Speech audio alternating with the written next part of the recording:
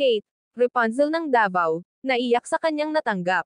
At niyakap pa ng mahigpit, binaha ng blessings mula noong binalikan ni Mang Eli.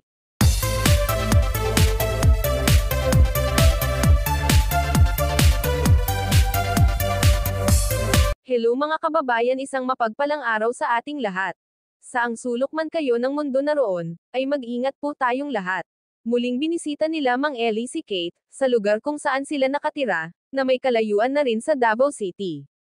At naihatid na rin nila ang kanyang pinakamamahal na lola sa huling hantungan nito. Tamang-tama binisita nila Mang Eli si Kate, para kumustahin. Noong una nilang binisita sa kanyang boarding house, hindi maganda ang kanyang pakiramdam. May lagnat at may mga bukol na tumutubo sa kanyang liig.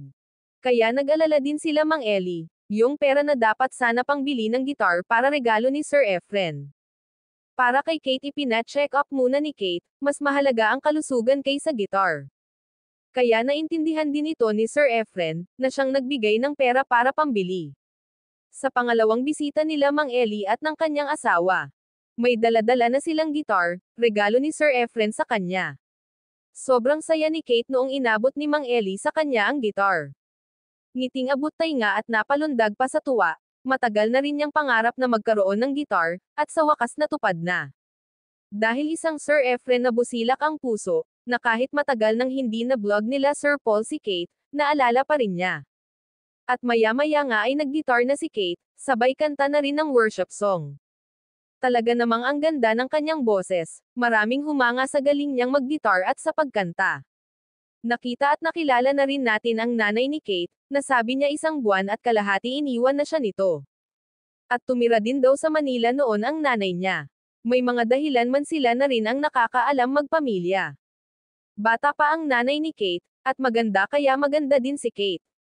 Mana sa kanyang nanay, napag-usapan din nila Mang Eli ang resulta sa kanyang check-up sa mga bukol sa liig niya. Yun nga mga ilang days pa bago malaman ang resulta sa kanyang check-up. Ipagdasal natin na okay ang resulta, hindi delikado ang mga bukol na nasa kanyang liig.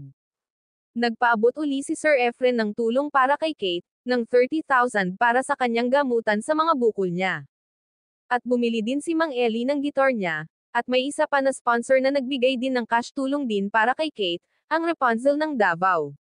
Kaya binaha ng blessings para kay Kate, sa tulong ng ating Diyos Ama. Na talagang ipinagdasal niya kay God, at hindi nga siya binigo nito. Sabi nga ni Mang Eli noong una niyang nakita si Kate, matamlay at malungkot. Dahil halo-halo na ang dinadala na problema, sa pangalawa nilang kita ni Kate, masaya na tingnan ang kanyang mukha, at maaliwalas na, at hindi na rin niya problemahin ang mga kailangan niya lalo na sa pangpagamot. Kaya napakabuti ni God sa buhay ni Kate, na hindi sumuko kahit nahirapan sa financial, para sa kanyang pag-aaral at sa pagpagamot.